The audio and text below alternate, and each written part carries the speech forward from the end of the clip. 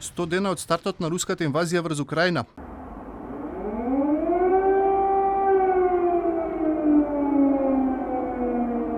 На 24 февруари се огласија сирените за тревога во Киев, а за само еден ден руските тенкови веќе беа пред главниот град. Жестоки битки имаше на улиците на Киев, каде руските специјални единици се обидоа да освојат претседателската палата, но нападот не се одвиваше според планираното. Украинците пружаа голем отпор, а руската војска почна да трпи се поголеми загуби.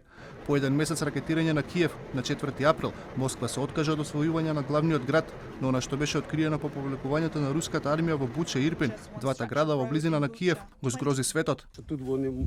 Ова е областа каде руската војска ни дозволи да ги собереме труповите и да ги закопаме, но и кога ги собиравме телата од улиците, бевме под ризик. Постојано пукаа кон нас. Инвазијата не се одвиваше според планираното и во останатите поголеми населени места. И жителите на Харков, вториот поголемина град на истокот на земјата, и Чернихив, на северот, пружија силен отпор и не дозволија продор на руската армија. Откако не успеа првичниот план, Кремљ се фокусираше на Јужна Украина.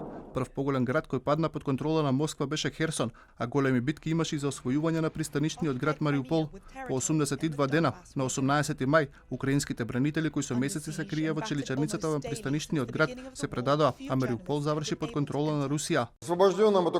Заврши демилитаризацијата на градот Мариупол, кој е дел од Донецката народна република, и тој сега е ослободен од украинските милитанти. Руската армија ракетите потоа ги насочи кон Одеса, за кусо време го освои Азовското море и го затвори пристапот на Украина до Црното море.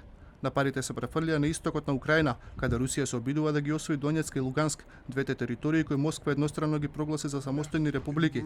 Украинскиот претседател Володимир Зеленски предупредува дека состојбата во регионот Донбас е исклучително тешка. Украина има помеѓу 60 и 100 починати војници дневно, а Русија веќе контролира околу 1/5 од нивната територија.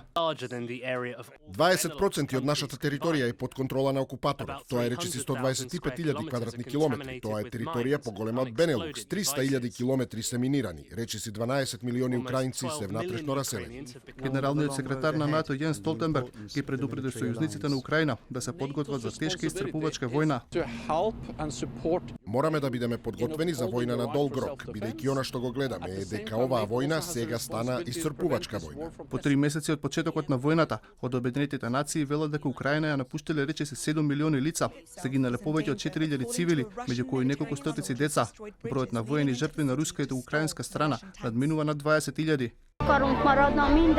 Не сакаме да останеме тука. Кога ќе се смири состојбата, ќе се вратиме дома. Што наступи мир. Се надевам дека наскоро ќе има мир и повторно ќе изградиме нашата земја. Судирот меѓу Русија и Западот прераснува во трговска војна. Европската унија денеска го усвои 6-тиот пакет санкции со кои се таргетира руската нафта, а ги исклучи на големите руски банки од системот SWIFT. Москва ја запре испораката на газ за државите кои одбиваат да плаќаат во рубли и порача дека кога ќе ги тргнат санкциите, ќе дозволи транспорт на украинското жито преку Црното море.